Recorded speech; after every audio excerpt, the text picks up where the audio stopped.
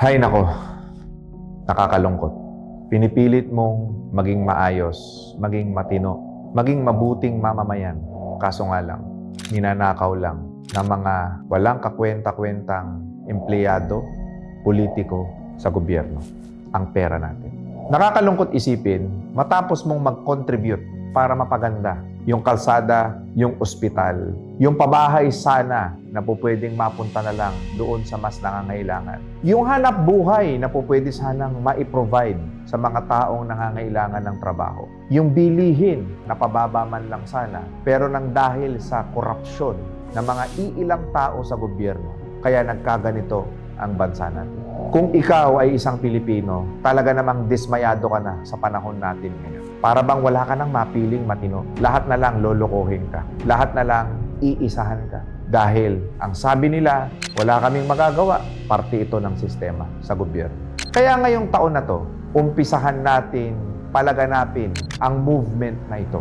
Huwag natin inormalize ang korupsyon. Huwag nating hayaan na maging kasanayan na o kaugalian na ng mga politiko na nagnanakaw. Sana ngayong taon, maging nakakadiri na ang mga magnanakaw sa gobyerno. Sana ngayong taon, magbago na kayo. Alam kong may mga politikong manonood ng video na ito. Hindi ba kayo nakukonsensya sa mga batang hindi nakakapag-aral, pamilyang hindi nakakakain, higit sa lahat, mga salat sa buhay na nalulunod sa baha? Yan ang nararanasan ng ordinaryong Pilipino, samantalang ikaw, nakatira ka dyan sa mansyon mong bahay. Nagpapakasasa ka sa abroad.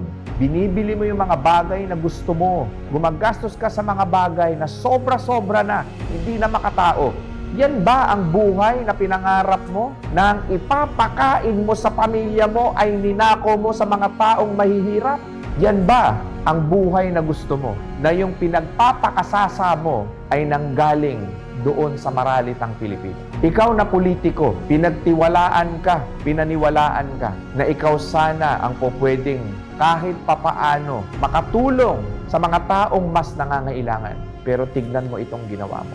Ikaw na tao ng gobyerno na nagtatrabaho na sana mabigyan mo ng solusyon yung nararanasan ng mga ordinaryong Pilipino. Anong ginawa mo? Sinalaula mo. Napakaraming namatay, hindi dahil sa sakit, kung hindi dahil sa walang pera. Napakaraming naging mahirap, hindi dahil sa walang oportunidad, kung hindi dahil sa pagnanakaw mo. Alam kong hindi ka naman makukonsensya dito sa mga sinasabi ko. Pero isang bagay ang gusto kong malaman mo, na ito ang hinaing ng karamihan ng Pilipino at kasama ako doon. Kami na ninakawan ninyo, kami na sinalaula ninyo, kami na mga taxpayer na nagkanda kuba-kuba na sa kababayad ng buwis, tandaan nyo ito, hindi natutulog ang Diyos, pagbabayaran yung lahat yan.